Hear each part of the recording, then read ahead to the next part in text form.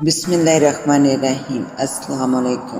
لیکن کہانی میں آگے بڑھنے سے پہلے آپ تمام دوستوں سے التماس ہے کہ ہمارے چینل ذرا سیاحت کو سبسکرائب کر دیجئے اور ساتھ گھنٹی کے بٹن کو دبا دیجئے تاکہ ہماری نیو آنے والی کہانی کا نوٹیفیکیشن آپ کو مل سکے۔ شکریہ۔ موٹر سائیکل والا مجھے حیرت سے دیکھ رہا تھا۔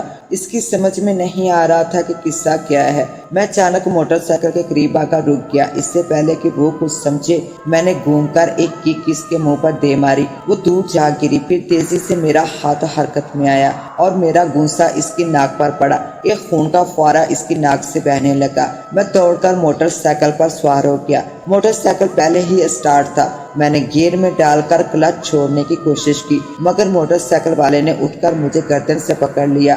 وہ بھی کوئی مضبوط آدمی تھا۔ میں نے کوہنی پوری قوت سے اس کے پیٹ میں اتار دی۔ وہ ایک چیخ مار کر زمین پر بیٹھ گیا۔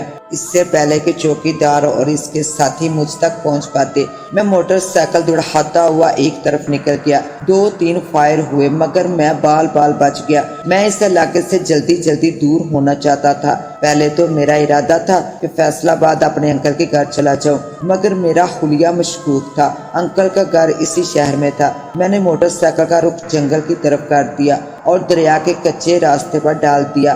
رات کے 4 بج رہے تھے اور سردی سے میرا جسم کپا رہا تھا۔ ایک جگہ آ کر میں رک گیا۔ آگے جانے کا راستہ نہیں تھا۔ میں نے موٹر سائیکل کھڑا کر دیا۔ صبح ہونے میں کچھ دیر تھی۔ ٹھنڈی ہوا چل رہی تھی۔ دور تک ویرانہ جنگل پھیلا ہوا تھا۔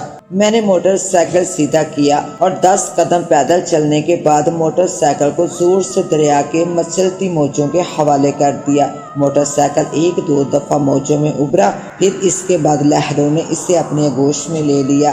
اب مجھے جلدی گھر پہنچنا تھا۔ ماں پریشان ہو رہی ہوں گی۔ میں نے شارٹ کٹ راستہ انتخاب کیا اور تیز چلنے لگا۔ پرندے اپنی بولیوں میں نغمہ سرات تھے۔ اچانک جھاڑیوں میں سرسراہٹ ہوئی۔ میں گھبرا کر رک گیا۔ سامنے ہی 2 بھیڑیے مجھے گھور رہے تھے۔ میرے پاس کوئی ہتھیار بھی نہیں تھا۔ وہ دونوں تیزی سے میری طرف بڑھنے لگے۔ میری سائیڈ پر ایک چھوٹا سا درخت لگا ہوا تھا۔ میں دوڑ کر درخت پر چڑھ گیا۔ اگر تھوڑی سی دیر ہو جاتی تو لازمی مجھے کھا جاتے یا زخمی کر دیتے۔ کچھ دیر وہ درخت کے نیچے مجھے گھورتے رہے پھر ناکام ہو کر جھاڑیوں میں کہیں غائب ہو گئے۔ ہلکی روشنی پھیل رہی تھی۔ میں درخت سے نیچے اترا اور ایک سوکھا سا ڈنڈا میں نے 4-5 قدم کے بعد ڈھونڈ لیا۔ میں نے اسے اٹھا کر دیکھا، وہ مضبوط تھا۔ اچانک مجھے خیال آیا میرے کپڑوں پر جگہ خون لگا ہوا تھا۔ میں نے ادھر ادھر نظر دوڑائی۔ سامنے ہی ایک پہاڑ سے برساتی نالا بہہ رہا تھا۔ میں نے قریب جا کر پہلے اپنے کپڑے دھوئے اور انہیں پہن لیا۔ مجھے بھوک بڑی زور کی لگی ہوئی تھی۔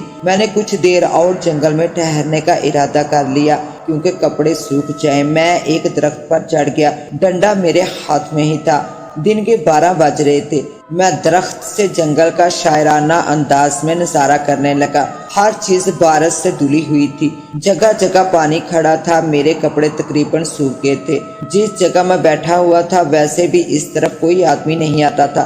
جنگل کے بالکل درمیان میں اگر کوئی ادھر آتا بھی تو اس کے پاس گن وغیرہ ضرور ہوتی۔ میں درخت سے نیچے اتر آیا اور ایک شارٹ کٹ راستہ انتخاب کیا۔ میں جنگل سے جلدی دور ہونا چاہتا تھا۔ بس تھوڑا ہی فاصلہ رہ گیا تھا۔ اس کے بعد میدانی علاقہ شروع ہو جاتا تھا۔ میں اپنے گاؤں کی حدود میں پہنچ چکا تھا اور ہر طرف سرسوں کے پھول اپنا نظارہ پیش کر رہے تھے۔ مجھے شاعری کا بھی شوق تھا اور خدا نے مجھے آواز بہت اچھی دی تھی۔ مجھے مہندی حسن، محمد رفیق، لتا، نور جہاں کے بہت سے گیت زبانی یاد تھے۔ ماحول کو دیکھ کر میرے لبوں پر مہندی حسن کا گیت مچلنے لگا۔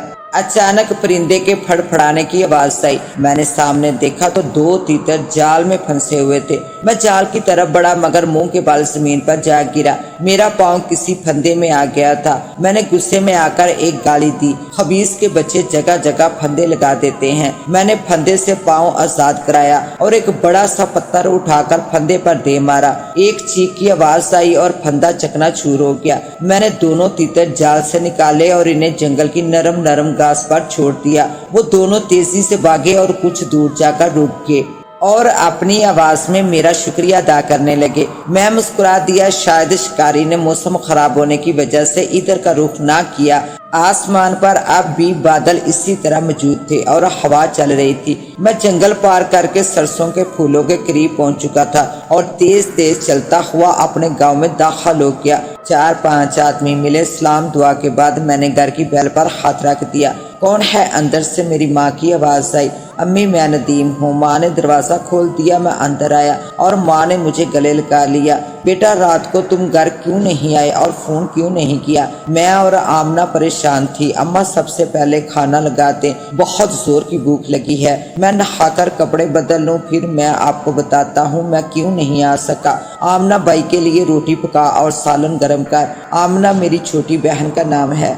अच्छा अम्मी, आमना ने कहा। वो शायद कपड़े धो रही थी। मैं नहाकर अपने कमरे में आया और कपड़े बदले। आमना के होते हुए मुझे कभी कपड़े इस्त्री नहीं करने पड़े। 1-2 जोड़े मेरे कमरे में आमना रोज इस्त्री करके रख देती। मेरा बड़ा ख्याल रखती थी। मैं भी तो इसका ख्याल रखता था। मैं खाना खाने के लिए अपने कमरे में आ गया। भाई, तुम रात को घर क्यों नहीं आए? आमना ने मुझे देखते ही कहा। बस गलती होगी, माफी नहीं मिलेगी, मैंने मुस्कुराते हुए कहा और खाना खाने लगा। माँ भी मेरे पास आकर बैठ गई। अम्मी, दरअसल मैं अंकल के घर से निकलकर सीधा घर ही आ रहा था, मगर रास्ते में मुझे अनवर मिल गया और वो मुझे जबरदस्ती घर ले गया। ये अनवर कौन है? माँ ने हैरत से देखते हुए कहा। भाई, जब मैं कराची में खाला के पास पढ़ने के लिए गया था तो कॉलेज में अनवर से मेरी दोस्ती हो गई थी। मैंने बड़ी जिद की, मगर वो भी जिद्दी था। कहने लगा थोड़ी देर के लिए घर चलते हैं और फिर मैं तुम्हें अपनी गाड़ी पर तुम्हारे घर छोड़ आऊंगा। मैं राजी हो गया, मगर थोड़ी देर के बाद तूफान और हवाएं चलने लगी और बरसात शुरू हो गई और ये सिलसिला तकरीबन तमाम रात रहा। मजबूरन मुझे अनवर के घर ठहरना पड़ा। चलो ये तो ठीक है, तुमने फोन क्यों नहीं किया? माँ ने मेरी तरफ देखकर कहा। मैंने 3-4 मरतबा कोशिश की, मगर मौसम और तूफान की वजह से लाइन नहीं मिल रही थी। अच्छा, अब तुम आराम करो, मैं जरा आमना के साथ कपड़े धो लूं।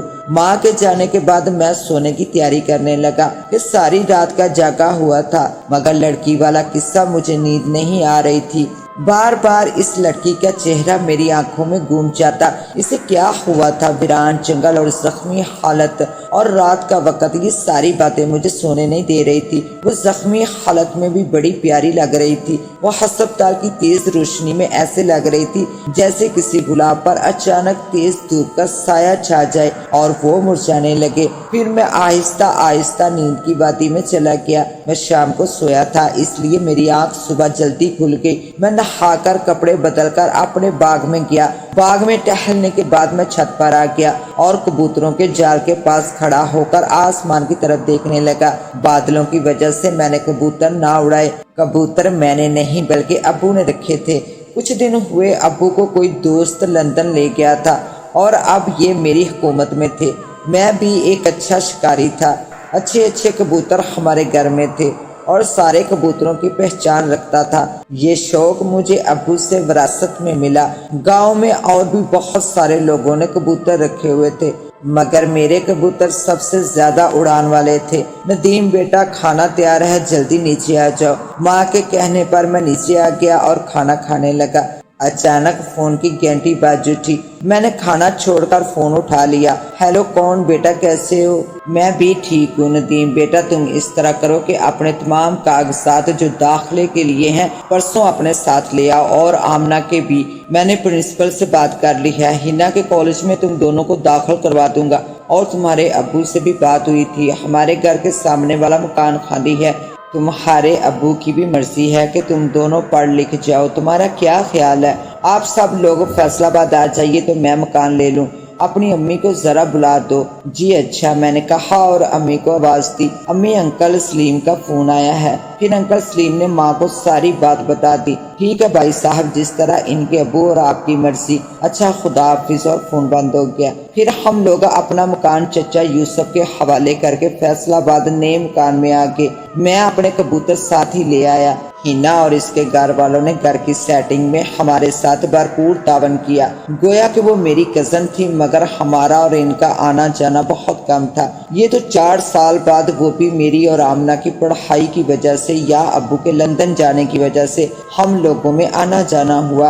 वैसे हिना के अब्बू अम्मी और हिना खुद बहुत मोहब्बत करने वाले लोग थे। हम भी तो इनके घर 2-2 3-3 साल बाद जाते थे, फिर गिला शिकवा कैसा। मैंने टीवी ऑन कर दिया, खबरों का टाइम हो रहा था। हम सारे घर वाले खबरें सुनने लगे। अचानक टीवी पर हैरत अंगेज खबर आने लगी।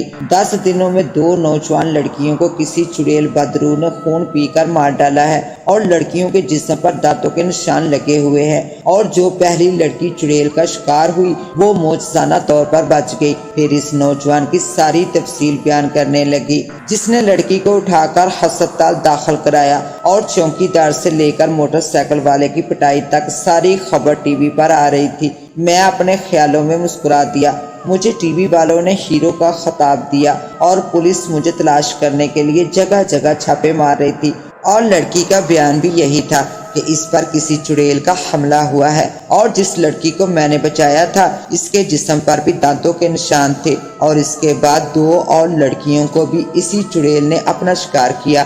पूरे शहर में खौफ की लहर दौड़ गई थी। लोग शाम से पहले अपने घरों को बंद कर देते और दुकानें भी बंद हो जाती। सिर्फ रात को पुलिस और दूसरे महकमे गश्त कर रहे थे।